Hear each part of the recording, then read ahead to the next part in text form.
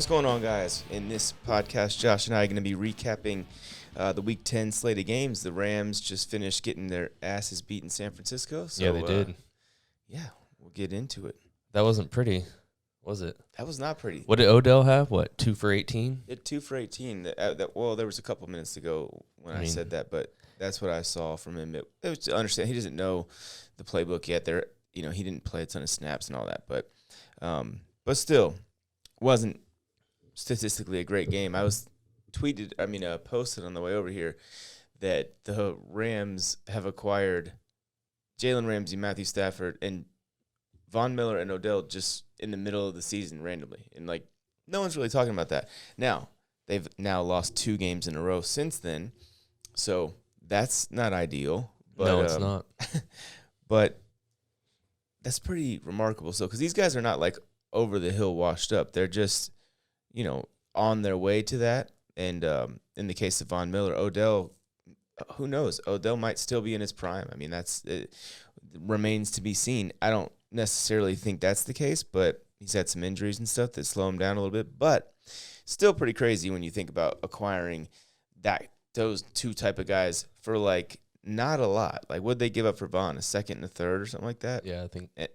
And the Broncos ate a significant portion, if I remember correctly, of the 2021 salary. And then for Odell, what they give him, $4 million or something like that? Not anything crazy. So they cut Desean Jackson, saved whatever they saved there, gave that to Odell. It's a clear upgrade, even if Odell is, not the prime Odell. That's still an upgrade. But the difference in that game, I guess we'll just start with that one since we're already kind of cracked that open. The difference in that game to me, and I'm going to get old school, but it's the truth, is the Niners ran the ball, and they ran the ball early and often, and they made the Rams play their game, and they were unpredictable. So when they did pass, they were able to. The play action worked better, contrary to whatever the statistics you guys are listening to with, saying the play action doesn't help the run. But anyways, the Rams, last I checked, with a couple minutes to go, had passed it 40 times, ran it 8. So they were under, as you could imagine, a lot of pressure.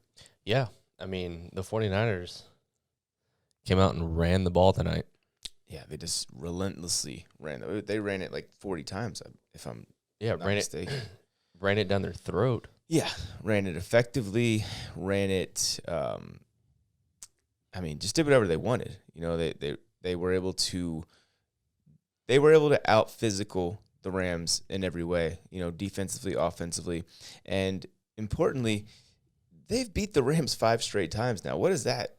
That is wild, right? The Niners have been not very good this year, and there's a big part about this to a lot of a lot of games. It's reflected. Desperation is a huge thing because the Niners were all but eliminated from playoff contention with a loss in this game, but they didn't lose. They won, and it's 31-10 with 2 minutes to go. So they needed this win. Yeah, this is a huge confidence booster. They're the first win at home this year. So, Darrell Henderson ran 5 times for 31 yards and didn't get this game was and not. They gave up. Yeah, this game was not out of hand. The run game. And Jimmy Garoppolo attempted 19 passes. 15 of 19, 182, and 2 touchdowns. No picks, of course. Eli Mitchell had 24 carries, dude. 25 for 78 now. Okay. Wow, he's still in there just plugging away. Only averaged 3.4 yards a carry. But look, see, here's the thing, and this is why I love the importance of the running game, right? It's not like they were gashing them. They were just consistently getting 3, 4. Oh, they popped one for 7. It was just consistently moving the ball, putting them in, and look at their third down percentage today. It was great because they were in 3rd and 5, 3rd and 4, 3rd and 6. They weren't anything longer than 6. And so the run game offensively established what they wanted to do. And I think Louis Riddick or somebody mentioned it on the broadcast, the Rams, they want to rush the passer and play against you when you have to pass. The Niners showed us exactly how to take the wind out of their sails, and that was just pounding the run game. Look, 42 runs, and that's with Jimmy Garoppolo getting 2. I don't know if but 42 runs, 19 passes. Yep. That's awesome. Whereas the Rams, were 42 passes to 9 runs. Yeah. Yeah, that's a huge mistake. You got to run the ball in the NFL. Yep, you do, and one team did, and again, both of their running backs are like 3 yards a carry or less, but they did it consistently. And in Jimmy Garoppolo, what do you know, played a very clean game, in part because of that, in my opinion. So, kudos to the 49ers getting their first dub, at home this year. Yeah, for sure. That's their first one at home? Mm-hmm. Jeez, that's right, because they started 2-0 on the road. Mm-hmm. So they started 2-0. Then they lost 5 of 6, and then they just completely obliterated the Rams. That's why you got to love NFL football. You might think you know what's going to happen in any particular game. Like, I'm still salty over my survivor pool, which ended this week. I took the Bills over the Jags, but you never know. Literally anything could happen in any week. So you want to go kind of in reverse and talk about last night's game, primetime? Well, we can start from the top on this list and then work our way down. Well, let's do that. You want to do that? Yep. So Josh Allen and the Bills rebound nicely. Cool. Yes, they did. They put up a 40-45 burger on the – by the way, before we get into this game, did you see what Rex Ryan said about Robert Saleh? No, I didn't. He was like, do not compare that guy to me. He's like, my defenses are never as bad as his defenses or the one he has now.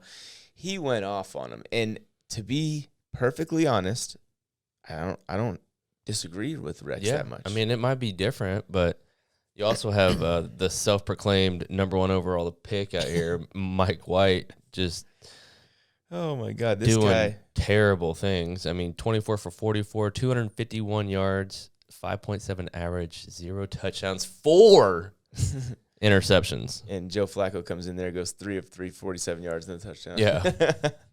But, yeah, for those that don't know what he's talking about, Mike White, before or in the lead up to the game, told the commentators that he felt that he should have been the number 1 overall pick back when Baker Mayfield was the number 1 overall pick, back when Josh Allen was also a first rounder. Everyone else felt that too, apparently. Yeah, so not.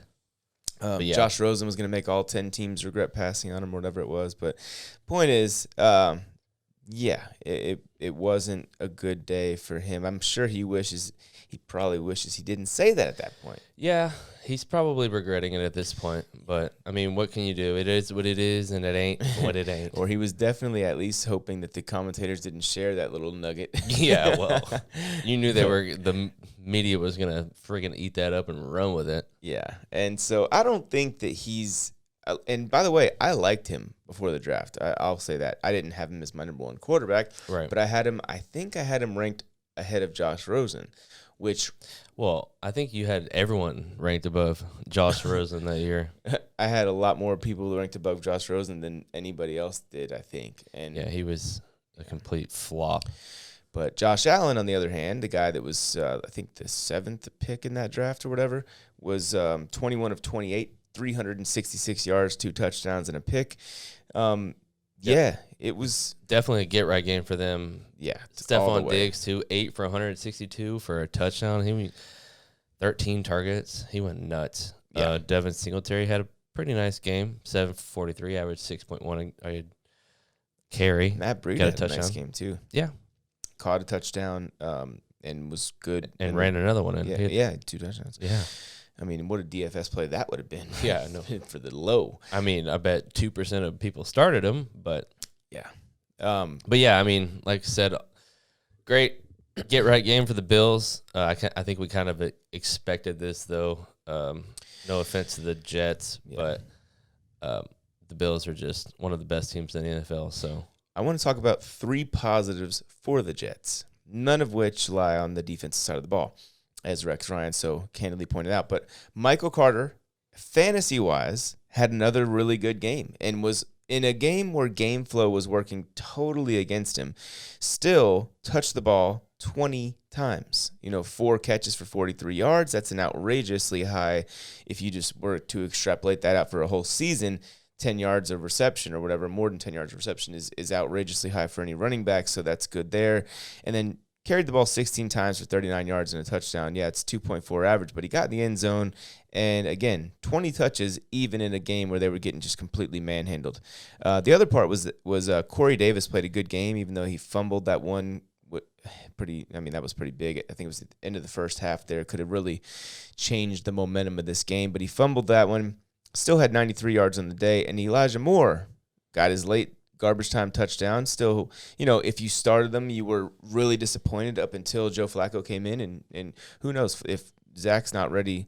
I'm not sure if they play next week or whatever, but if Zach's not ready, Joe Flacco might start. I don't know. Who knows? But point is, those are some bright spots if you are, a Jets fan. I know it's not been easy.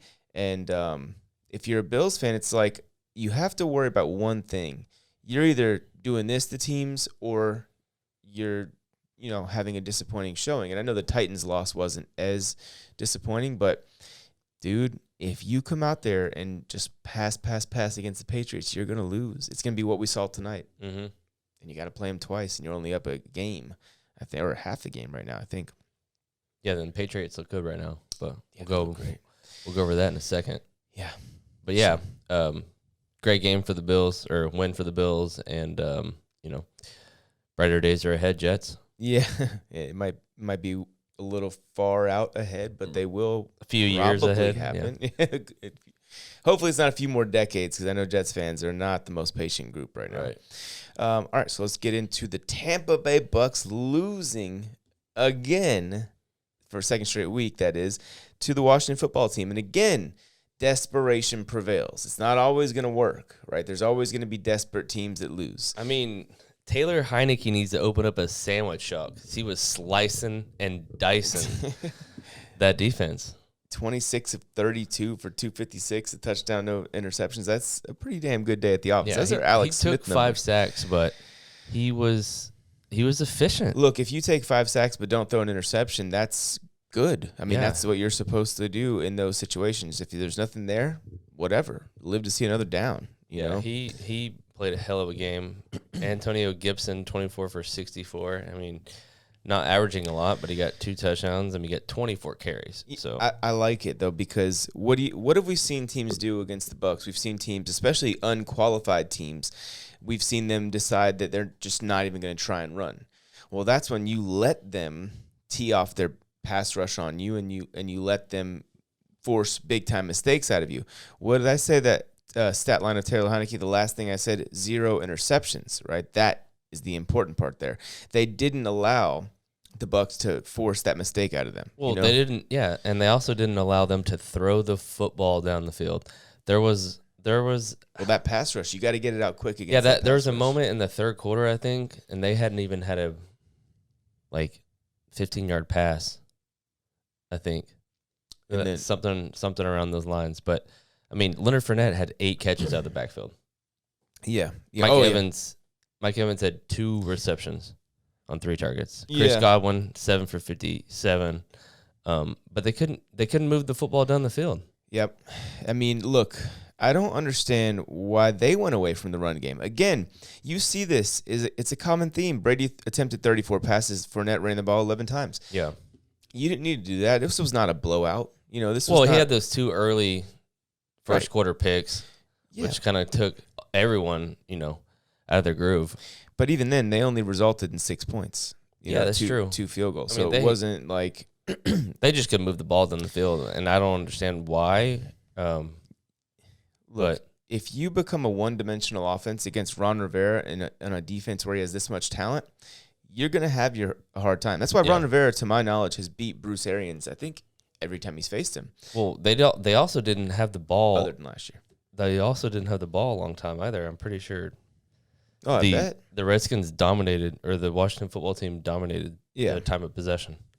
Yeah, that's definitely the case there. And again, 39 minutes. That's very similar to the game we watched tonight with the Niners. They dominated time of possession, and it's because they were willing to be not just balanced, but very much run heavy, and the other team wasn't. The Rams in that case. In this case, the Washington football team ran the ball, 27, and that's including Heineke's runs, 31, 32, 33, 34 times to 32 pass attempts. Yeah, right? I think the Bucks ran it 13 times. Yeah, they did, because Gio and Brady each had a carry. But so the Brady one was, I don't know. The point is, You got to be more balanced than that. And even though you are the Bucks and you got all these weapons and Brady and all that stuff, and especially in a week where you don't have all your weapons, you weren't at full strength, right? You scored 19. You were held to 19 points again, and the defense was just playing on their heels. Yeah, they really were. Well, because the Washington did not do what a lot of teams do against the Bucks and just say, we're not even going to try and run. They were like, we don't care if we average under 3 yards a carry. Mm-hmm. We're going to run the ball, period. And look, Jarrett Patterson carried the ball 4 times for 7 yards. It's 1.8, per carry. Gibson, as we mentioned, 24 for 64, under 3 a carry. Doesn't matter. It's important to run the ball. It's important to keep your defense fresh. It's important, especially when you consider, look, Brady would have eventually wore them down and been able to gas them out and get his late game touchdown, which he did in one series, that one to Mike Evans. But the Washington defense was rested. The Washington defense was able to play a really good game. And I've been saying all year, and by the way, it's a very, very sad thing. Chase Young's out for the year with the tough loss for them. Yeah, with the ACL confirmed earlier today by Rivera. He was having a little bit of a down year. I think he only had 1.5 sacks this year. Right. But that was just unfortunate play. Yeah. And it felt like he was coming on, though, just impact-wise. I don't know what he was doing in terms of statistics lately, but it felt like he was coming on from just having an impact on the game. And the good thing for Washington is they have a lot of other guys up front, and they should still, be able to they should still be able to get after the, they should still be a pretty good defense, in my opinion. So they showed that, holding a very high-powered offense in Tampa to just 19 points, and a huge win for Washington. They are no longer like this again, just like the Niners. This would have, if they lost this game, it would have basically been, almost over, right, for a playoff chance or whatever. It's not. And guess what? For them, they play the Panthers this week. My Carolina Panthers, who I can't wait to talk about. But they play the Panthers this week, and if they beat them, that would be gigantic because their records would, of course, get one game closer, and then they'd have the tiebreaker edge over the Panthers, who I believe right now are the NFC's 7 seed. So, anyways, let's get it. I think the Bucks will be fine. They've lost 2 straight, but they'll right the ship because Antonio Brown will be back eventually, and Gronk. I come out of this far less concerned for Tampa than I am for the Rams. Yeah. And I'm not really concerned about either team, but I think if you said which one are you more worried about, definitely the Rams. Okay. Falcons, Cowboys. This was a massacre. Oh, yes, my God. And I literally knew it was 43-3. I knew it was going to be. I tried to get a bet in on this game, but I just didn't have enough time. Anyways, the Cowboys from start to finish just completely dominated. And we said in our preview and prediction episode that there's a good chance Dan Quinn would be able to have the antidote to what Matt Ryan is. Yes. Oh, I didn't realize Josh Rosen made an appearance in this game. He went 1 of 6 for 14. Oh, how about that? Came in just threw a I'm sorry. Anyways, so bad. He's not 1 for 6 for what? 14 yards and a pick. Yeah. Just came out All-star. there and just said, hey, I'm All Josh pro. Rosen. Yeah. 9 teams are going to regret passing on me and all that. Yeah. But Matt Ryan, as we were saying, was 9 of 21 for 117 yards, 0 touchdowns. It wasn't much better. No, it wasn't. So, the Dallas defense, everything was just unbelievable in this game. They came out and said, hey, we got our asses whooped last week in Dallas. We're going to come out here and we're going to give our fans a show. We're going to we're just going to completely dominate the Falcons, and that's what they did. So this is a crapshoot for the Falcons from the first kickoff. Dak Prescott was one of my start of the weeks this week, and he fucking killed it. I think we also endorsed starting Matt Ryan, so we can't really. But Did we? I don't. That might have been last week when he was a streaming option, but no, no. You had him as your start of the week before against, I think, Miami. Yeah, but And this one, I think, at least I said he was a good start fantasy-wise. And I think if they played again this week, I'd say it was a good start still. I don't know. But it was just one of those days where it didn't work out. And look, man, Matt Ryan is used to having a pretty stacked deck when it comes to, like, guys to throw to. And now he's got a rookie tight end. But other than that, who's he throwing? Cordero Patterson is a running back slash. He's going to be out. And, is he? I know he's hurt, but he's actually going to miss some time. That's sprained ankle. That's gigantic for them. And Pitts did have he was the only guy who had a decent showing as far as the receivers go, 4 for 60 in this game. But yeah, absolute ass whooping from the Falcons. And I'm just going to say this now because I've been really singing the Falcons' praises with their new coach and all that stuff. I feel a gigantic slide coming from them. I think they might finish the season with like 6 wins.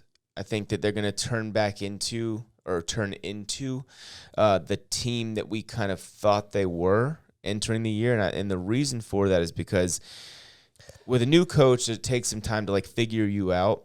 I think teams have enough tape on them over half a season now to kind of figure them out. They're going to take what the Cowboys did, of course, to a degree in terms of game planning against Matt Ryan. And if you're missing Cordero Patterson now, especially, and I don't know what's going on with Ridley in terms of if he's coming back this season, I think they're going to slide. And we also saw that the defense has been working at a talent deficit on a weekly basis, and I don't think they're going to be able to, like I said, it wouldn't shock me if they only won like 6 games. They already got 4 wins. Yeah, and they have New England coming on a short week. Oh, Jesus. So that might be another massacre. New England's red freaking hot. Yes, they are. Yeah. But yeah, man, Cowboys are Super Bowl contenders. I'm going to say it now. They are legit Super Bowl contenders. So it's going to be insufferable for me here in Dallas. But, hey, it is what it is. And Falcons, like I said, I'm still rooting for you in a way, even though I'm a Panther fan, just because I want to see – I like the underdog story. It's just going to be tough. It's just time for a change. I think it will be. As far as Matt Ryan goes? Yeah, after this season. I don't know. I don't think he's the problem. I think he's got nothing to work with. I don't think he's like the worst problem, but I think they just need a change of scenery. I mean, he's been there forever. I mean, they'll be able to get a first-round pick for him, absolute possibly. Collapse on a Super Bowl, and they haven't recovered since. So yeah, but it's a new regime, and they have really not much in the way of talent and on that offense and the skill player. I mean, Cordero Patterson looks like everything because he is everything to them. But anyways, yeah, so let's move on. Saints, Titans, that we're at now. Yeah, this is a good game. It seemed like Tennessee was basically in full control. That defense looked very, very good all game long up until this is what they need to do. They just need to find ways to win the game without Derrick Henry and see if they can give themselves a chance to get in position in the playoffs to get Derrick Henry back and make a run. I mean, yeah, I agree. This is a good Saints team. I mean, this was a hell of a ball game. Yeah, they almost came back and won the damn thing. They don't quit. I mean, yeah, Trevor Siemian had a good game, 19 of 34 for 298, 2 touchdowns, 104 QB and he rating. Didn't do shit up until I think it was like late third quarter where the Titan defense was really in full control. They sacked him a bunch of times, but Siemian hung tough. He showed why Sean Payton has elected to start him over Taysom Hill at the quarterback position. That's also in large part because they desperately need Taysom Hill. So another team, depleted of skill players, they desperately need that guy, to be a running back receiver, their Cordero Patterson, if you will, to an extent. Obviously a much less effective one, but, they got Kevin White out there running routes for him. The guy was a top 10 pick like 8 years ago that literally, I don't know where he's played the last 3 years. He's out there playing. Kevin White? I think so, yeah. The Bear? Bro, they had... It is. What's the dude from the Patriots from a few years ago that played for the Panthers 1 year? The white receiver. Hogan. They had Hogan up until he retired in the middle of the season. This is how bad it is right now in New Orleans in terms of skill players. So it was tough, I'm sure, on them to miss out on Odell. They got Deontay Harris has been kind of the guy for them, right? Marquez Callaway caught a touchdown, but, I got to say, I've always been a fan of Trevor Siemian. I was a little hard on him, I think, on the prediction pod, but the point is, I've always thought he was a much better, I'm not going to say starting, like, legit franchise quarterback, but I think he's a guy like he's probably every bit as good as Andy Dalton today. Well, wasn't it Peyton that came in and stole his shine in Denver? Was he the quarterback? No. He came the year after, or he was there, but he didn't. That was Osweiler you're thinking of. Okay. Trevor Siemian, after Peyton retired, was the Broncos starter the next year. Got it. And then, he was okay. But when you're not invested highly into, and we're even seeing this with Drew Lock, like if it's not a top, Trey Lance type of investment especially, they'll give up on you pretty quick at the quarterback. Like, he was decent for Denver. To me, he was better than I can't remember who it was that ended up starting over him, but I thought he was better. And that's just, obviously he has bounced around since leaving Denver, went to the Jets, went to I don't know, I think it was like the Vikings too or something. But now he, in my opinion, is going to be the starter for the Saints for the rest of the season with Jameis Winston out. So he'll get a real good opportunity to put some good reps on film and see what happens. But look, Tennessee has made really good offenses look really bad. And Trevor Siemian had the best game against them in the last, since Josh Allen played him a few weeks ago. And so that's something to hang his hat on. And he did so with almost nothing in the way of skill players, right? Yeah. So kudos to him. And, yeah, as you said, man, Tennessee, they lost Derrick Henry. Are they going to get super pass-heavy? No. They were basically 50-50, if not more runs than passes. And that's just good football, right? How are they going to win games moving forward? Balanced offense, very good defense. Yeah, I mean, they ran the ball 29 times versus 19 receptions for all the receivers. So 27 passes attempts, yeah. I mean, yeah, even split. Yeah. More or less. Even two less than rushing. My boy Marcus Johnson, the Longhorn, stepped up in a big way. Oh, he did. He looked fast. Yeah. When he caught that ball, I was like, whoa, that dude is cruising. Yeah, he is. So Tennessee, just so we're clear on what happened with them so far this season, get beat down in Tennessee in week 1 by Arizona. Then they win 2 games. They stole that game in Seattle in week 2. They go in there, beat division. They play Indy in Tennessee, beat their division rival there. So now they're 2-1. They get beat by the Jets. So they started after 4 games 2-2. They have since beat up on Jacksonville by multiple possessions.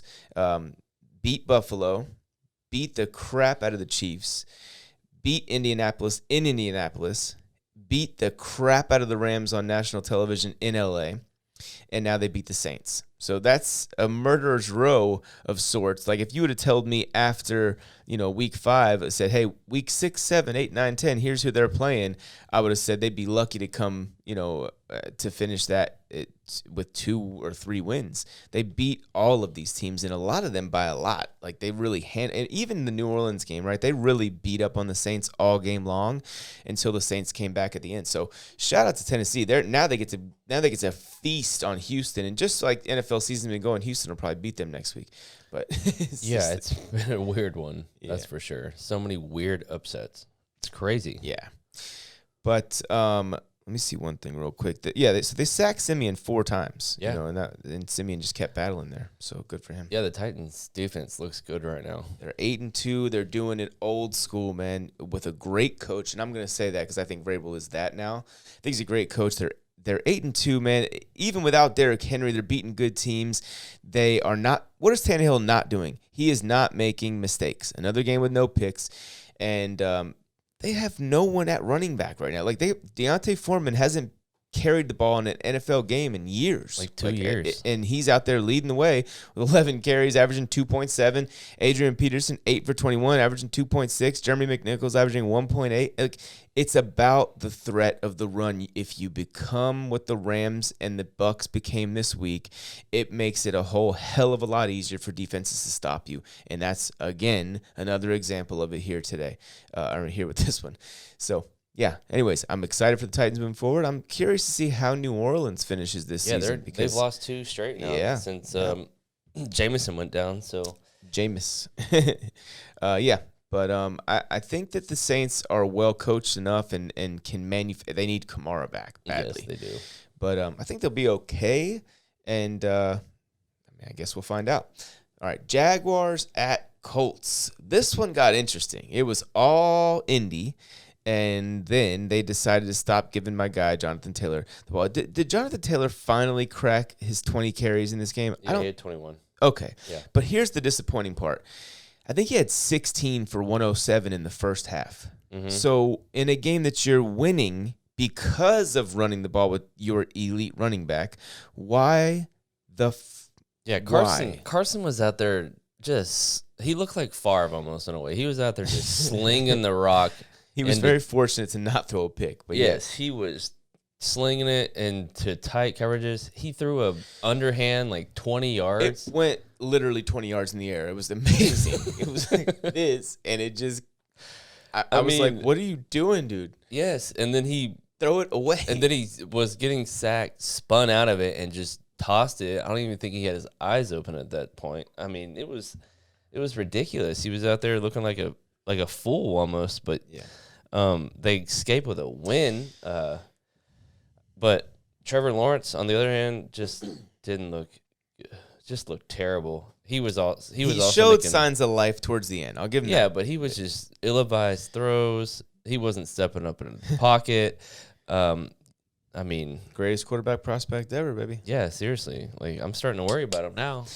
Yeah, I'm look. And then again, I will chalk it up to coaching. I don't think Urban Meyer is the answer there in Jacksonville, but still, Trevor Lawrence is. I mean, we're gonna just give up on Urban Meyer after half a season. I know he was getting drunk with college girls the other day, but at the end of the day, yeah, but he's not an NFL coach. I agree with you, but he needs to go back to college. Look, I agree, but that's how I felt. That was my intuition entering the season, hiring him and everybody getting all excited. I never really felt. Cause look, the dude was having panic attacks on the sideline at Ohio State. Right. He won every game there. Like, imagine coming now. He's 2-7. He's probably.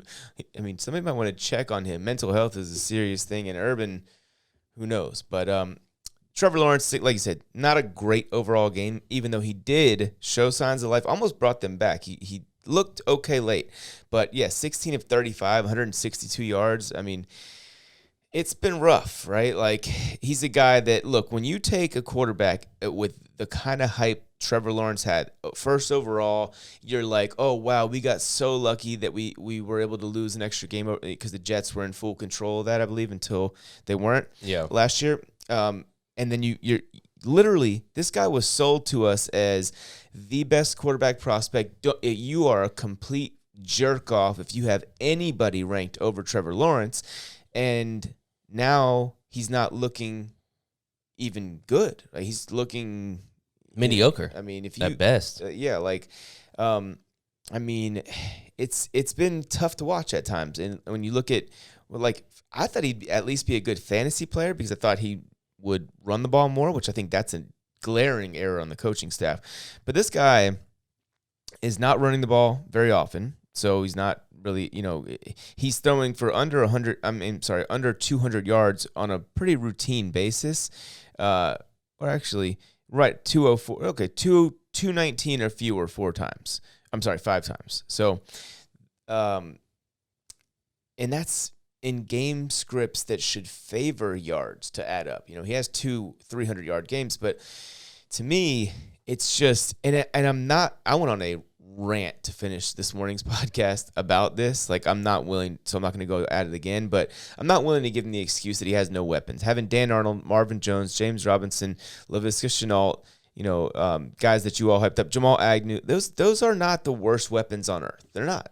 Okay, you guys were not willing to give Josh Allen a pass when he had Kelvin Benjamin as his top receiver, I believe in his second season or whatever, and nothing in his first season. He had a guy in his first season, was like Ramon Foster or something like that, who's not even, I don't think he's even in the league anymore. That was his number 1 receiver in his rookie season, if I remember that correctly. So I'm not willing to say when you have a stud like Marvin Jones, who's a very good player, and you've got a guy, Agnew, taking the ball 60 yards, 70 yards to the house as a ball carrier, and that when you got James Robinson, a very, very good running back, I'm not willing to say that about him. So anyways, Carson Wentz, not a great performance, but hey, however it shakes out, he didn't turn it over. I saw a lot of Colts fans on Twitter very upset about the amount of screens. I get it, but look, man, take take it for what you will. You're 5-5 now, Indy. You are alive and kicking. And Jonathan Taylor with Derrick Henry being out, I mean, he's the best running back in football right now. He is absolutely, unequivocally the RB1, fantasy RB1 moving forward. He has been for the last month anyways in terms of points per game. I did a thing on that on this morning's pod. I think C-Mac is up there if he stays healthy. But Jonathan Taylor's number one. He's look, here's the thing. He's going to touch the ball 30 times a game damn near. So is C-Mac. Yeah. It's going to be close. Finishing the year. As a Panther fan, here's why I'll say regardless, Jonathan Taylor over C-Mac the rest of the way, simply because I'm slightly concerned that C-Mac's going to have a thing where he has to come out and miss a couple games. Like, I don't want to say that. I'm just a little bit concerned, whereas Jonathan Taylor, is I just feel pretty good about him in that regard. I mean, he finally had his first 20-carry game, and this makes sense because, look, now we're into the double-digit weeks. It's time for, you to start really feeding that guy who is your definite lead back, and I think that Indianapolis will run the ball more moving forward in general. And look, they've got a tough little back-to-back test here for India as a 5-5 team. They're going at Buffalo next week, a team they lost to in the playoffs last year, and then they play the Tampa Bay Buccaneers, who are probably going to be a little bit angry. And then they're not the next week, but the 2 weeks after that, their next game after that, they play the Patriots and then the Cardinals and the Raiders. So they've got their work cut out for them. I think they have an opportunity, to do better than people think in that stretch, but we'll see. And James on the other side of the ball, James Robinson looked pretty good coming back from injury. He's just a good player, man. He only had 12 carries in this one. I think they're going 57 yards or something. Yeah, I think they'll ramp him up next week. But he was a game time decision, so he was not fully healthy. He should probably be okay, hopefully, entering next week. Let's talk about the Browns and Patriots. Whew. This was number one, and this is something I don't think many people talked about before this game. This was a battle of two teams that were neck and neck for a playoff spot in the AFC. Right, the Browns entering this game were 5-4. The Patriots entering this game were 5-4. This is huge, and they didn't just beat them. The Browns went up 7-0, didn't they? Yeah, they went down and scored on the first drive, and after that, it was 45-0 Patriots. I mean, they went bonkers. They just manhandled the Browns. Yeah. Mac Jones out there looking cool, calm, and collected like a 10-year vet. Should this guy have been the number one overall pick? No, he shouldn't have. Okay. He's been the best rookie quarterback so far, but he definitely should not have been the first overall 19 pick. for 23, 198 yards, 3 touchdowns. He only took 2 sacks. On the other hand, let's talk about Ramondre Stevenson. I love the guy. Yes. 20 carries, 100 yards, 2 touchdowns. How many catches did he have? He had 4 for 14. I mean, he went nuts. And like you said in the previous podcast, it's going to be a 1A, 1B with Damon Harris and Ramondre Stevenson. Kareem Hunt, Nick Chubb. That's the new. This is it for them. I mean, and dude, he's a stud. Yeah, he really is. They have to keep getting him involved. I don't know why he's been healthy scratches. That's just Belichick's thing. I think he's earned his trust. Definitely earned his stripes now. He's, like we said, he's going to be the 1B, and I think he's going to be a hell of a fantasy player to finish the season here. Yeah, I think if you spent a high waiver priority or high fab on him last week, then you probably did. In my old work league, I picked up Ramondre and A.J. Dillon off the waiver right before kickoff and started them both. Oh, my God. Yeah. Wow. Congratulations on your victory. Yeah, went bonkers. But another guy that looks good, Kendrick Bourne. Yeah, Kendrick Bourne looks pretty good. Yes, he does. Or in this game, he looked good. He was 98 yards, 4 for 98. Yeah, he'll be one of my waiver pickups this week. But he looked good. Jacoby Myers looked good. This whole team looked good. Defense. Yeah, there's really no one. Even N'Keal Harry had a 26-yard catch. You can't even. I mean, you can't. Come on. He hasn't shown signs of a pulse in his career. Just kidding. Since college. But I mean, Kyle Duggar had that nice pick return for almost, was it return for a touchdown, or was very close to one if it wasn't. And the Patriots right now, man, they're clicking on all cylinders. Yes, they are. It wouldn't surprise me. Like you said last week or 2 weeks ago, might have woken up a sleeping giant. Yes. In the Patriots. I mean, this is gonna, Bill Belichick we're talking about. That's going to age well. And like we said, we've said time and time again that Bill Belichick is going to put Mac Jones in a position for him to succeed. Right. And he is doing that with this team, with everything they're doing right now. I mean, you gotta give it to Bill Belichick. Hell of a coach. Oh yeah, no, the greatest coach of all time. On the other side of the ball, though, Dearness Johnson looked good again, 19 for 99. He also had 7 catches for 58 yards.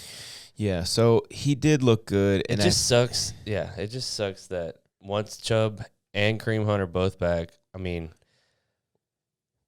he's droppable in fantasy. So here's my essentially, if you need to drop him.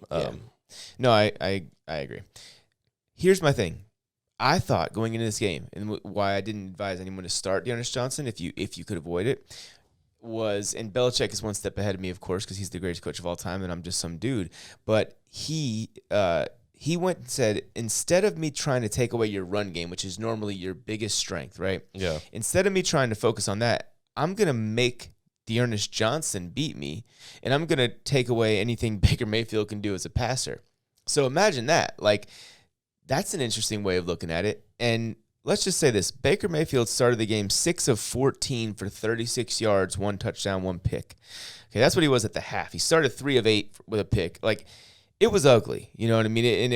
And that was after the touchdown. Like, he scored a touchdown the first drive, and then after that, he just got absolutely mangled by this Patriots pass rush. I think 5 sacks. They were, getting turnovers. They were like, yeah, I'm going to let basically a UDFA, I think it was a former XFL player, I'm going to let you beat me with Dearness Johnson. Yeah. Let's see if you can do that. And it didn't because, well, they were dominant in every other facet of the game. So that was the one bright spot for the Browns. Yes, Dearness was good in terms of 19 carries, 99 yards, whatever. But Mac Jones, if he's not going to turn the ball over, even Hoyer had a touchdown pass. I didn't even realize that. If he's not going to turn the ball over, and he's going to complete a very high percentage of his passes, and by the way, it wasn't all dink and dunk. He made a couple of really nice throws deep down the field, or at least in the intermediate parts of the field that were very, very accurate. He was awesome again. And the reason I say he shouldn't be the number 1 overall pick is only because I think that Mac Jones that you see today, I think 5 years from now, he'll be a little bit better than this, but I don't think he could ever be what Trey Lance could be. Right. You know what I mean? Does he have a higher floor than Lance? Sure. But anyways, the New England Patriots are not playing games. No, they aren't. The only games they are playing are football games, but and they're winning them. Yes. They look good. They're surging. I'm kind of excited for Mac Jones. Like, it's good to see this kid doing what he's doing because, he was what? The 10th QB? No, the 6th 15th QB? overall pick. But out of how many QBs? He was like he was 5th or 6th? So it was Lawrence, Wilson, Lance, Fields, and then him. So he was the 4th. Yeah. Yeah, I mean, he definitely was the one thing that people labeled him properly was the most pro-ready. Right, and they literally only had 1 season of film with this guy, and that was enough for Bill, apparently. So yeah, great win for the Patriots. I mean, God. Yeah, I'm a Trey Lance guy, right? But let me ask you this: how would he look in San Francisco if they did draft him? Who, Mac? Mm-hmm. Well, he'd be doing better than Garoppolo. I think so too. Yeah. I mean, Garoppolo. I think he'd be doing better than what he's doing for New England. Yeah, Garoppolo did look good tonight, but because he only had to throw it 19 times. That's the name of the game. Who do the Patriots play next? So, of course, they're going to obliterate Atlanta. Yeah. Then they play, they have a stretch here. They're going to get tested, really tested. So they play at Atlanta on Thursday night, and we all expect domination. I don't know. Who knows? Atlanta could beat them. But the point is they should win that one, right? Then they play Tennessee. Who would you favor in that game right now? Tennessee or New England in New England. Mini bye after that. Remember, they play Atlanta on Thursday night, then they get a 10-day rest and play They The host. Patriots. Yeah, I Like think a I would point and favor a the half. Patriots in that game just because it's just the Titans have to lose Yeah. sometime. And Now, I think the Titans would be the favorite had they still had Derrick Henry. yeah, Yes. definitely. And So- then they go at Buffalo on Monday Night Football. That's going to be a hell of a game. Wow, I can't wait. And it's probably going to be freezing ass cold. When is that? What? It's in Buffalo too, yeah. Yeah. Either way, it'd be what, cold. What date is it? I don't know in the December? date. I don't know the date. It's it's week 13. I don't know what that date would be. Okay, yeah. So around December 5th week. So Yeah. maybe cold, maybe snowing. And How then, about that? Oh, that'd be awesome. On Monday Night Football, I'm down. And then in week 16, they also play Buffalo again. So that's awesome. But in between those games, they go at Indianapolis. So Yeah, they're definitely going to be tested here. So, I mean, they're going to pass with flying colors, to be honest with you. hey, we'll see. But they look good. And you totally didn't expect it at all. Yeah, not I in didn't this know. way. I picked them to win. Yeah. You picked the Browns, but I picked them to win. I definitely didn't think this was going to happen. This was crazy. But it just shows you the NFL is a crazy game. All right. Vikings. Oh, should we be worried about the Browns? Yes. Like scale of 1 to 10 about missing the playoffs. Like scale of 1 to 10, panic mode, 10 being most panicked. Right. I'm going to say 6 or 7. Baker's not healthy. I'm gonna say 5. I'm neutral on it. Like, yeah, I'm not excited after what I saw. But I think they'll be okay because they need to get, and it does matter. Even though Dearness Johnson was effective, right? He was effective because Belichick let him be. You know what I mean? That was like he said, I'm gonna let you, if you want to give Dearness Johnson 30 carries to try and keep pace with me and what we're gonna do offensively, because we're gonna score a lot. And if you think you can beat me, if you can match me with him, then go for it. But I'm not letting you throw the ball. Yeah. And that worked. So I'd say. So anyways, I'm not super concerned about the Browns. I think they'll be right in the thick of it. If they don't make the playoffs, it wouldn't shock me. I mean, But Baker I think they'll be being competitive. Baker being hurt worries me for sure. Yeah, I mean, that's definitely not I mean, ideal. he's got a torn labrum in his throwing shoulder. Is it? It's not in his throwing. is Oh, it? okay. So it's I think it's in his other one. I'm pretty sure it's in his other one. his left? But it still matters. okay. Yeah. Bro, Baker Mayfield, or no, I'm sorry. I was looking at the Browns defense. I was going to say Baker Mayfield had a half a fantasy point. But no, that was the Browns defense against the Patriots. By the way, the long drives for the Patriots were just devastating. That's what running the ball does too. Let's just say this, right? You pass the ball 3 times, you score a touchdown. You do that 3 times in a first half. Yeah. Okay? That first drive. That's great. But here's the thing. If you have 90-yard drives that just eat up clock, keep your defense fresh, and you punch it in the end zone, those to me are more valuable. Yeah. I really believe that. But anyways. Yeah. That first drive they had, it was like 8 minutes after Cleveland had just gone down and scored to open the game. They just kept doing that. Just kept on. It was 90 yards, Ramondre. 80 yards, 75. Yeah, it was it was imposing your will onto the opponent and really just snatching their souls from them. It really was that. So, all right. Vikings at Chargers. Pleasantly surprised by the Minnesota Vikings in this one. Yes. I don't remember who I picked in this one. Do you know? I'm pretty sure we both picked the Chargers. We probably both took the Chargers. But it definitely didn't surprise me that Minnesota won. But then again, did we only went over? We didn't go over all the games. Oh, that's right. Yeah. That's right. So I don't even know if we even made this pick. No, we didn't. We didn't talk about it at all. Okay, that makes me feel better. Yeah. But anyways, Probably still would have taken the Chargers, but yeah, I would have taken the Chargers, but it does not surprise me that Minnesota won this game. As a Yeah. matter of fact, well, the Chargers now have dropped 3 of their last 4. oof, that's tough. That's not Yeah, ideal. I mean, Herbert was 20-34 for 195 yards, a touchdown, interception. yeah. He was averaging what, like a little over 5 yards an attempt? Well, look, here's the thing, and I think that this is important because context matters, right? What have I been saying about the Vikings defense for the last, 6 weeks or so now? I've been saying they're very good, okay? They allowed, and remember, the 28 they allowed to Carolina was not 28 the defense allowed. So after the first 2 weeks where they played Cincinnati and Arizona, both on the road, and they allowed 60 points in those 2 games or whatever it was, they've allowed 17, 14, 17, 28, but it was not 28 again. 20, and then they allowed 34 to Baltimore, which was kind of a crazy game. Really kind of their defense, even in that game, their defense looked good. Like they had 3 sacks and 2 interceptions in that game against Baltimore, and then just 20 to the Chargers. So I really think this is a top 12 defense in the NFL. I really believe that. Like I think that people would probably disagree with that, but if you really dive into it, they're pretty freaking good defensively. Yeah, and they showed it this week by shutting down the Chargers and Justin Herbert. Yeah, that's a fact. And I'm not worried about the Chargers. I think that hey, as long as Eckler and Keenan Allen can keep getting theirs in fantasy, I really don't give a shit what the Chargers do. Nice. But yeah, Justin Herbert's got to start playing better. He was back last week, showed the hell out. I think he's just going to take what the defense gives him. Mm-hmm. And, this week that's like, look, they're not threatened by the run game of the Chargers right now. As great as Eckler is, they're not really worried about that. Why? Because they know they won't give it to Eckler more than 11, 12, 14 times as a ball carrier. So like they don't have a guy that strikes fear into the heart of defenses at the running back position. I think that matters. Also, the Charger defense is a little bit worrisome now, right? Because Cousins went 25 of 37, 294, 2 touchdowns, no picks. The run defense was better. They held Dalvin Cook to sub 4 yards a carry, which is, an accomplishment. He still had 94 yards and a touchdown.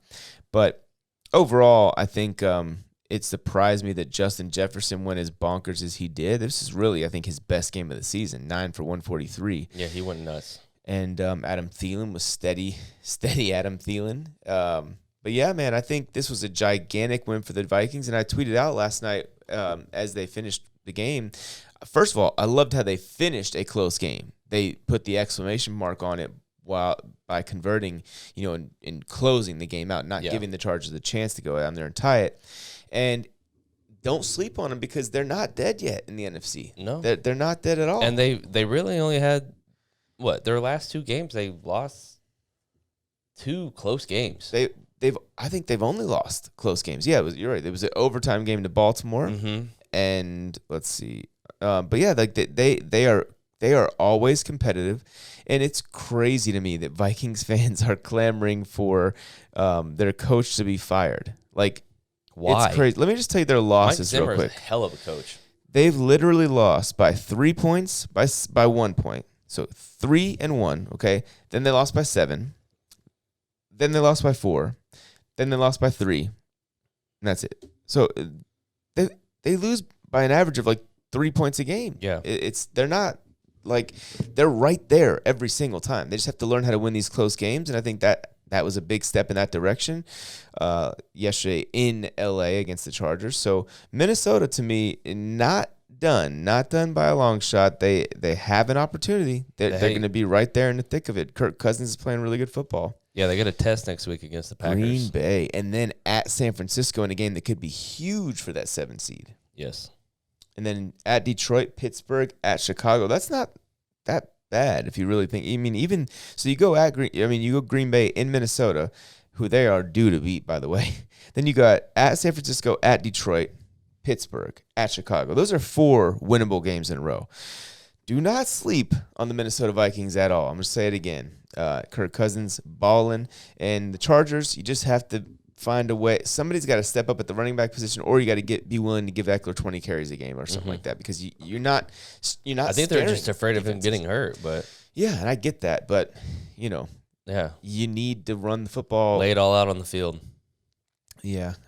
So, anyways, run defense on this positive note was better for LA, so that's good. I think they'll be right in the thick of it as well towards the down the stretch here. It's gonna be interesting to see who gets into the playoffs. I think there's a lot of teams, that are vying for that final spot in each conference. So we'll see. All right, let's talk about my Carolina Panthers, baby. Against the Cardinals. Wow, what a game! Completely dismantled them. Oh, he let it be known too. Yes, he did. He let it be known, and I love the coaching staff and how they immediately put him out there. I had a thought pop in my head right when they got down in the inside the 5 or whatever it was, and I'm like, I wonder if they'll put Cam in. And sure enough, he was already in the huddle. Mm-hmm. He was in the huddle, and when they cut back to that next camera, he was in there. Yep, he was. Didn't even see him run on the field.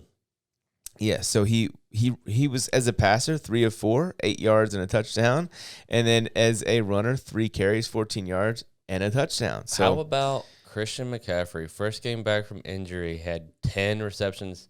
I saw some crazy stat. I don't want to butcher it, but there was just they were listing how many games he's had with 10 receptions. Yeah, and it's been ridiculous. more than any running back in the league during that time. Yeah. Yeah, I mean, he's got 13. He had 13 for 95. This guy is just an do-it-all-for-you dolly beast.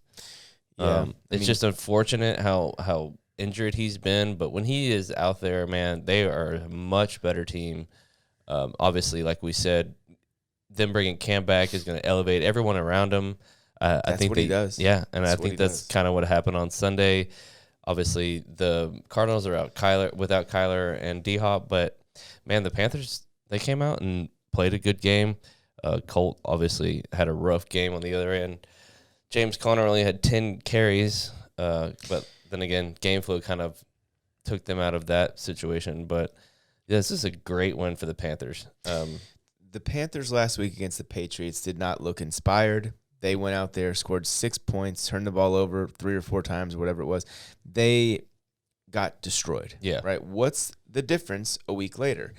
It's Cam Newton. And, yeah, I know he didn't start, but Cam Newton has an infectious energy about him, and he is all the way team first. He is the most misunderstood player in the history of the NFL because he dresses crazy and he's got a gigantic personality and there's a bunch of different stuff that people don't like about Cam, but I guarantee you this, anybody that's ever played with him will tell you he's all about the team and will tell you that he is all about a positive energy that he just injects into whatever locker room he's in. We saw it in New England too. Belichick loves him. Even Belichick said, I'm glad to see Cam succeeding over there.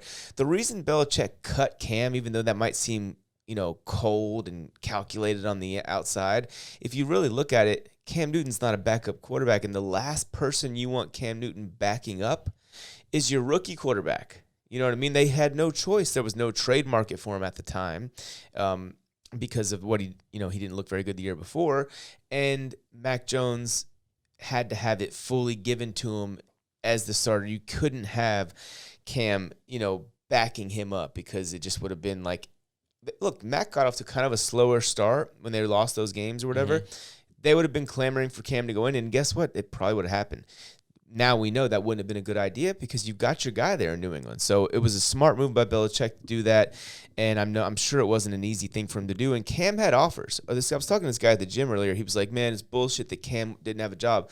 Before this, Cam had offers. He wanted to have an opportunity to compete for the starting job before he signed anywhere. And that's why he waited and waited. And eventually, the least likely of outcomes happened. The Carolina Panthers came calling. Cam said, let's do it. And he's back. Yeah. As he noted immediately. But, yeah, man, Colt McCoy played a very good game against the Niners last week. Colt McCoy did not play a very good game this week. No, I think he had, the fumble on, the third play of the game. He got his ass kicked. The whole Cardinals team got their asses beaten. They better hope that they don't finish as the 2 seed and have to host this Carolina team in the playoffs because I think they'll beat them again. I just think sometimes there's matchups that don't favor you. I think, for example, the Niners have beat the Rams now 5 straight times. That's just a matchup that just doesn't work for you for whatever reason, right? We can get into that, in more detail at another time. But I think the Panthers beat the Cardinals last year and beat them pretty soundly in Carolina with Kyler Murray and DeAndre Hopkins playing in that game. And now they go in there and absolutely dismantle them this year. I think that I'll tell you this, even if Kyler Murray and Hopkins played, I still think Carolina wins this game. It was just their day. Cam Newton brought a new lease on life to that team. He really did. I mean, the energy just looked at an all-time high for the season for them. So kudos to the Panthers. Hell of a win. 17-0 in the first quarter. Guess what? That was the most points they scored in the first quarter since 2015, which happened to be Cam Newton's this is the MVP most year. points in a game all season. Yeah. So he's back. Yes, he is. As he let us know, and I loved it. That gave me the chills, man, watching him take off his helmet. And you just saw how much emotion was in his face when he was after he scored that touchdown. He was he's the guy that loves to celebrate with his teammates. Mm-hmm. He just wanted to let it all out right then and there. And he didn't give a damn about the penalty. And guess what? Neither did the coaching staff. Neither did Dave Tepper sitting up there watching, smiling, going, wow, we just signed this guy? Like, he was just a free agent in week, 10? He's back, and I'm pumped because I was not really super into rooting for the Panthers lately. I am 100% back on board because, I don't know, man, when you watch them lose, I was the same kind of way when we fired John Fox back in the day. I was like, who's this Rivera guy, defensive coordinator, whatever. In this case, we fired Ron, who I ended up loving, and I'm starting to really like Matt Rule. But when we cut Cam and the way we did it, it just really left a bad taste in my mouth. Now seeing him back signed, seeing him and Matt Rule talking at the end of the game. Do you see that when they were walking on the field and Rule was telling him something he didn't want the cameras to pick up on or whatever, and Cam was just smiling the whole time? It's just it feels good. I don't know how anybody could not like the way this feels. I love it for my Panthers, and we are absolutely in the thick of it. And guess what? Cam's going to make his first start against Ron Rivera in next week's game. In all likelihood, they're saying he's probably going to start. I think the Cardinals. What's your worry level for the Cardinals? Are you at all concerned about them moving forward, or is this just kind of a blip on the radar at the end of it? Just a blip on the radar. I mean, Kyler Murray was out of this one, and he obviously is Kyler Murray and kind of makes the Cardinals who they are. He's a stud. Yeah. Early MVP candidate coming in the season. Obviously not that anymore. But not currently, but he might be. But it's just a blip. They'll be back ready to rock. If they're back ready to rock next week. Here's the thing. And especially if Kyler Murray and D-Hop are back next week, they go to Seattle.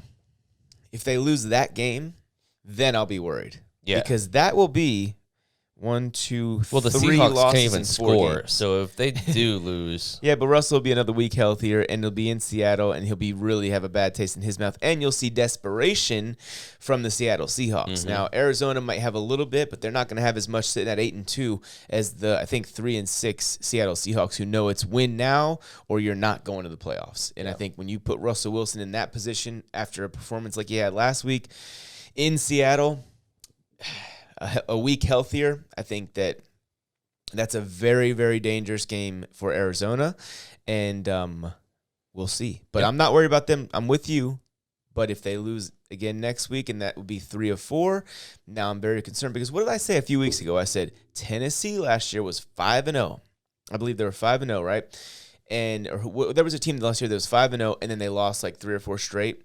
And I said, don't put that past the Cardinals. Well, look at the Steelers. Right? I mean, they went like 11-0. I think they were. It was crazy.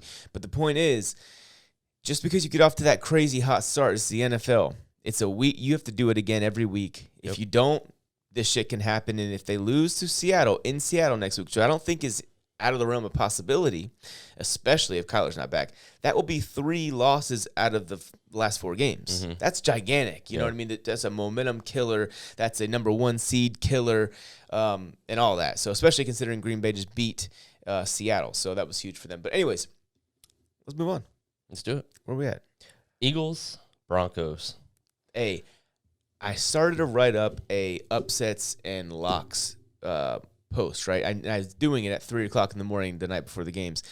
I got them all written out, and I just was all I had to do was post it. I was like, I'll do that in the morning. I wake up late. I had a bunch of shit to do. Didn't get to post it. The Eagles over the Broncos was one of my upsets that I was going to choose. By the way, I believe the Vikings over the Chargers were another one. And anyways, point is, I am not surprised that this happened. What am I surprised about? That Devonta Smith did his thing in a very tough matchup, dude. Yeah, this is the Heisman winning receiver we're talking about here. This guy is going to wreck the NFL in years to come.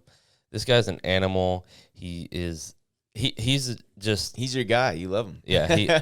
I mean, and I'm not even a huge Bama fan because of what they did to the Horns in their national championship, their first one of this 13-year run that they've been on. But yeah, Devonta Smith, I mean, he's just a class act, smart player, very talented. He can track the ball. He can run routes. This guy can go up for it. He's got great hands. I mean, he's a stud. Dude, in his last 2 games, right, and both of them have not been easy matchups. No. 9 catches on 12 targets, 182 yards, so that's 91 yards a game. He's averaging over 20 yards per catch, 20.2, 3 touchdowns. 3 touchdowns on 9 catches. Yeah, 4 for 66 and 2 touchdowns in this one. I mean, he's a beast. He was my wide receiver 1 entering the draft, right? And a lot of people have been giving me shit because they're like, oh, look at Jamar Chase. He's better. He's clearly better than Devonta Smith. And I'm like, dude, or they didn't say it so much like that. They said he's the best receiver in this draft. He's clearly better than everybody else. I don't know about that. Like, I'm not. Yeah, look, I mean, you look at Jamar Chase, and he's just a guy that has more swagger to him than Devonta Smith does. But I mean, Devonta Smith, he looks like a Marvin Harrison-esque type player. Yeah. I love the guy. He's going to be a stud, and he showed out in this one, and he's only going to get better as the season goes on. Jalen Hurts played a hell of a game in this one, 16 for 23, 178 yards. Didn't do much through the air, but 2 touchdowns, 1 pick. Also, we're seeing them. He had 14 run. Carries. Dude, this whole thing. For 53 yards. This so far. He was their leading back, essentially. Yeah. 14 carries. This whole thing has been another reason why it's so important to run the ball. Yes. Like, even if you do it with the quarterback, by any Yes, means if you necessary, have a running whatever. quarterback, why not use that ability to your advantage? Absolutely. And, I think that when you look at back to the Devonta Smith, Jamar Chase thing real quick, Jamar Chase, if I had to make a new rankings right now, just so you guys don't think I'm a hater, I would have Jamar Chase as the wide receiver 1. I'm just saying, don't forget who Devonta Smith is. This kid can really play. Yes, he can. And an absolute ass whooping. And I started the Eagles defense against you. I'm not sure if you're willing to talk about that right now because it was a huge loss for you in our home league. Devastating. But I barely won by like 2 points. Matt Stafford. Can we not? All right. Point is, I started the Eagles defense and Jake Elliott in that one. And they had a combined 31.5 points. Outrageous. But yeah, man, the Eagles defense is pretty good. Mm-hmm. Broncos offense is not that good. That's why I started Philly. The Cowboys made Teddy Bridgewater look outstanding last week, and then he comes in here and does 22 for 36 for 226 yards, 0 touchdowns. I mean, yeah. This is just who Teddy Two Gloves is at this point. I mean, he's just up and down. He's not consistent. He's not. I don't think he's a very good player. It's all about game flow with Teddy, right? Like, yes. Meaning if you can put him in a position where you cannot put him in a position to go down and win the game. If you put it all on his plate, it's very, very dangerous. Yes. Like, it's not gonna end well for you because if they get up on a team and he manages the game, exactly. That's exactly who he is. Well, yeah, absolutely. And so look, Mac Jones is much better than Teddy even right now, but that's a similar thing with Mac Jones. Like, if he gets in that position, I don't know if he can come back right now in his career at least. But, like, the point is, he's better than Teddy right now, just so you guys know. Of course. But, yeah, the Eagles took away at least the run game enough early to where they were able to kind of be playing with the lead. And then, of course, that crazy defensive play. Did you see the Slay fumble recovery? I think, and then Teddy just made a business decision. He's like, I'm not tackling this guy. He's just like, no. Nope. Oh my God. Teddy's like, look, the Saints will sign me after this offseason. Like, Hey, fun fact. I got money on the line. Eagles have 4 wins, and all 4 of their wins have been on the road. Wow. Yeah. That's crazy. Yes. Honestly. Well, good for them. And they're a team that I made a whole podcast episode on. I'm keep reminding you guys on it before the season started. That said, hey, they might win more games than you think. Right now, they're on pace to win like 7. So, to me, and this is a really impressive victory, beating the brakes off the Denver Broncos in Denver. They return home to host New Orleans next week. Or wow, yeah, next week. Is it? Wow. Yeah. I think I like Philly.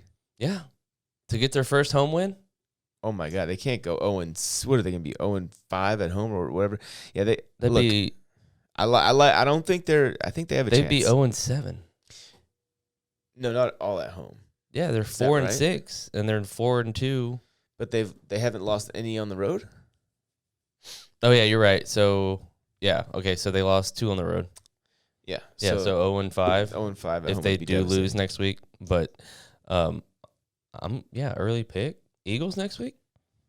Potentially. I could see the Saints unraveling a little bit, man. I think that's the way the Philly defense is playing lately, that's a tough matchup for them, and with their no skill players and Trevor Siemian. But anyways, yeah. Broncos got to get it together. It's now or never, because they're starting to teeter in that area of like, they're 5-5 again, but there's a bunch of competition in the AFC. Somebody's going to emerge for those finals, wild card spots. So if you're Denver, who do they play next? Let me see real quick. Who's Denver play next? Teddy. They got the Chargers after they're on bye this week, and then they have the Chargers. Okay, so the bye week comes at a decent time for them after a tough loss, right? But Chargers and then at Kansas City are their next two games. Then they play Detroit, and then it's Cincinnati, Raiders, Chargers. I think Denver's out, man. Yep. I think they needed this win desperately. Now looking at their schedule, and and this was at home, so this is a great opportunity for them to get another win under their belt. And like, this is a game you look at schedule and you say, we should win this one, right? Because you're playing Philly, yada yada. But yeah, man, looking at the great win for the Eagles. So look at this. Jordan Howard had 12 carries, 83 yards, right? Boston Scott had 11 for 81. And then, like you mentioned, Jalen Hurts had 14 for 53. So that was what? 23 plus 37, 38, 39. Gainwell just 2 carries again. Yep. 40 runs to 23 passes. The Philadelphia Eagles are playing how I thought they'd play, and now they're becoming who I thought they could be. And look out, New Orleans, because you got it's not an easy win by any means next week. Philly will be home dogs in that game, I would be willing to bet, and I am taking them. Money line, baby. Give it to me. Anyways. Seahawks at the Packers. So Russ gets blanked. Yeah. Man, what a weird game. Yeah, it was 3-0 for the longest time. Yes, it was. In the third quarter, I believe. Yeah, and Russ was 20 of 40, 161 yards, 0 touchdowns, 2 picks. For some reason, in a game that, again, you can't make this shit up. In a game that they were very much in up until late fourth quarter, they threw the ball 40 times with the quarterback coming back from a broken finger, and they ran it 16. Yeah. There's no reason for that. In the snow. There was no reason for that. No. They should have been pounding the rock. Hey, real quick, because we forgot to talk about Deebo Samuel. I had Deebo as my number 1 receiver that year, right, as my pre-draft rankings or whatever. He was in the same draft as DK Metcalf. Who's the better guy right now? Who do you think is the better player right now? I mean, it's a toss-up, but, I mean, are you polling me right now? If I had to choose somebody? I think Deebo. I kind of, like, look, here's my argument. Here's at least my argument. Does DK have more upside? Sure. He could still become like, Julio Jones or whatever. But Deebo can do more. He's a better route runner, in my opinion, in terms of running the whole tree.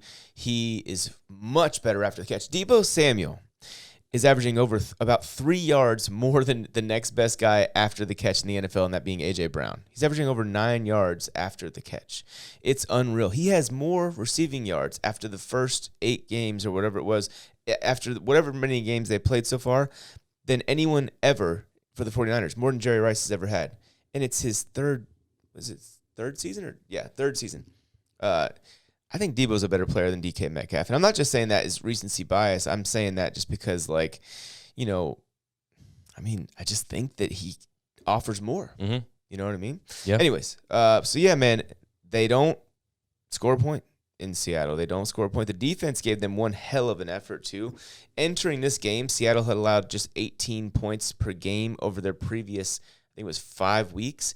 And in this one, they only allowed 17. So they're right on par with that. Yeah. If your defense only gives up 17, 14 of those coming in the fourth quarter, your offense has to win that game. It's Rodgers did not play well in this one. 23 of 37 for 292, 0 touchdowns, 1 pick. Almost 300 yards. He was efficient. He just they missed some opportunities. I think some drops and things like that happened. But Aaron Jones going down. They played a tough defense. Look, Seattle's defense is playing well. You know what I mean? So, but Green Bay's defense is playing at an elite level right now.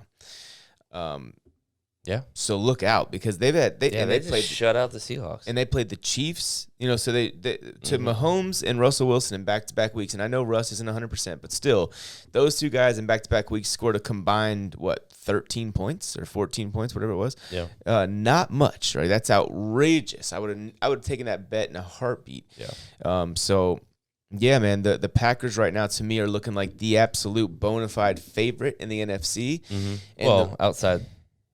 To me, right now, they're playing. Oh, that's right.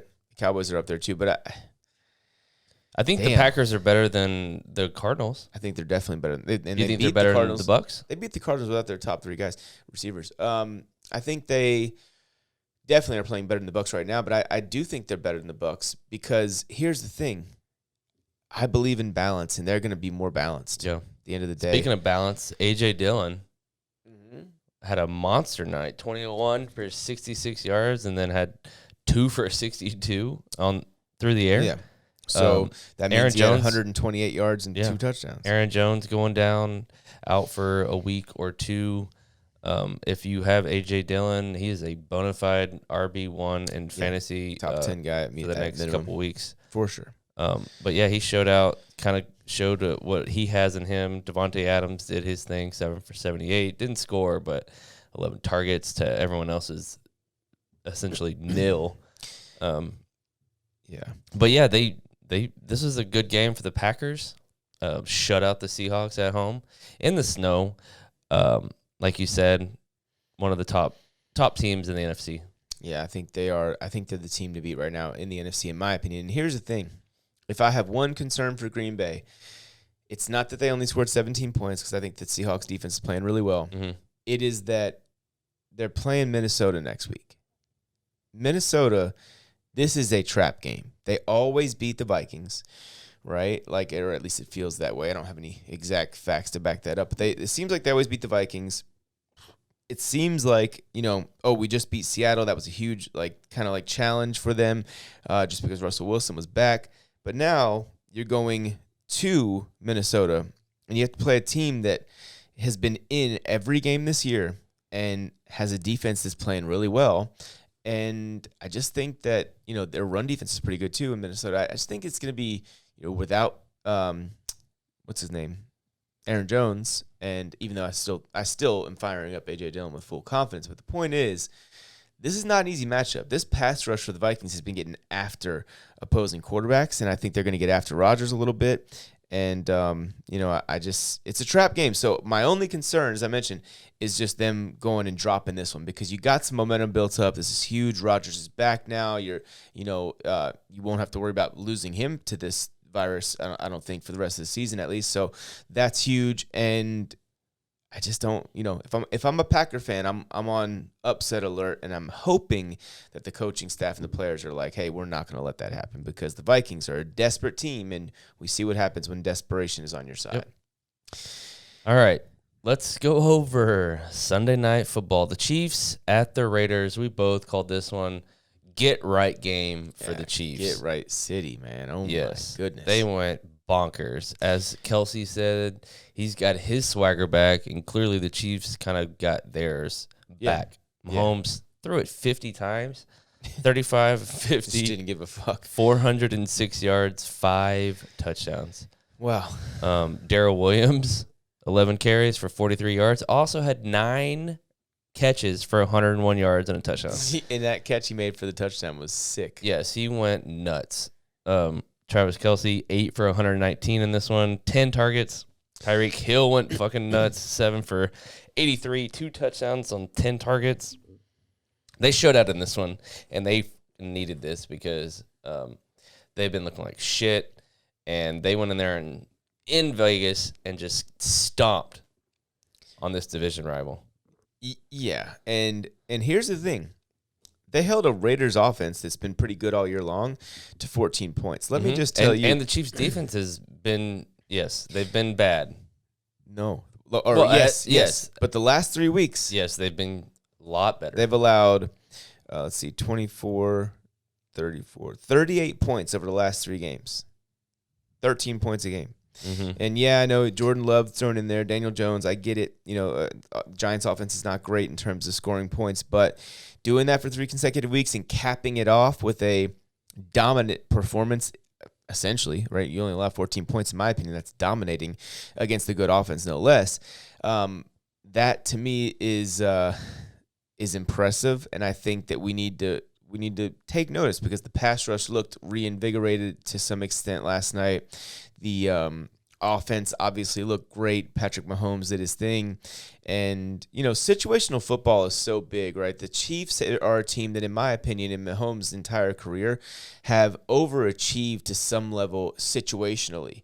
Like, it's always, Mahomes always pulls it off. Mahomes always, and I think that we saw a little bit of, natural regression from them this year with Mahomes in particular, and we went into full-on panic mode. I didn't. I felt like, hey, they'll be all right. That it was just some negative regression that we should have seen coming to an extent situationally, because this game is a game of inches in many ways. It's decided by 2 or 3 or 4 plays a lot of times. Yeah. So if you come up short twice, you might lose the game because that's how these things are decided many times. I mean, the Seahawks, I could go right now and nitpick 3 plays and have the Seahawks win that game. That's just, and you can do that with a lot of games, especially games that were close for the majority of them or close for the whole entirety of them. So I think that this one we saw situations go their way. Yes. Like the Desean Jackson fumble. What was that? It looked like he was just like, here, take it. He's just like, I think he was just so excited that he finally was making a play with his new team and just that was whatever. incredible. Wasn't it the first play of the game, if not the second or third? Yeah, or no, I don't think so. I think it was. I don't know. Point is, he caught it and then fucking gave it up. He looked like just like he looked like the water boy looking for that guy, and he yeah. just tossed him the ball, and he's like, "Thanks," you know. But they said it got knocked out, but who knows? That was ridiculous. Yeah. It wasn't obviously. It was his first target of the game. That's what I was getting at. Yeah. Yes. Yeah, definitely. As a Raider too, probably. Yeah. Yes. All right. Yeah, as a Raider. Mm-hmm. So, but yeah, great game for the Chiefs. Get right. They have the Cowboys this next week in Kansas City. I'm taking the Chiefs, man. That's gonna be a hell of a game. I'm excited for that one. I might even just hop in the car and drive to Kansas City. How long of a drive is that from here? I'm GPSing it right now. I think it's like 6 hours, Kansas, 6 or 7 hours. Is that all? Yeah. 7 hours. That's not that bad. Yeah, straight up through Oklahoma. That's crazy. But yeah, that's gonna be a hell of a game next week. The Raiders. I think the Chiefs win that game. By the way, we'll see. The Raiders host Cincinnati next week, so we'll see if it's another challenge, man. They lost to the Giants, they lost to the Chiefs, and now they got Cincinnati. So what have they? Let me see real quick. What car? With the Raiders. I want to make sure I'm not missing anything real quick. So they lost. Okay, they lost to Chicago, and then they went boom, boom, win over Denver and Philly, and now they've lost 2 in a row. So they've lost. Oh, and by the way, they also lost. I forgot that, to the Chargers the week before. So 1, 2. They lost 4 of 6 now. They lost 4 of 6. That's not good. Definitely not what you would. That's what you would call reeling. Yeah, it's reeling. Yes. But yeah, man, I think that it'll be interesting seeing them against Cincinnati next week, and it'll be damn sure interesting. Game of the week, interesting. Watching the Chiefs host your Dallas Cowboys. 100% Sunday. So. Well, yeah, that kind of wraps it up here for our Week 10 recap. Be sure to like, subscribe, ring the bell, leave your comment what your favorite matchup of Week 10 was, who your fantasy stud or dud might have been this week. If we told you to start anyone and they kind of shit the bed, well, that just is kind of how fantasy goes. Yeah. But yeah, that will wrap it up here. Always a pleasure with you guys, and we will see you in the next one. Peace out, guys.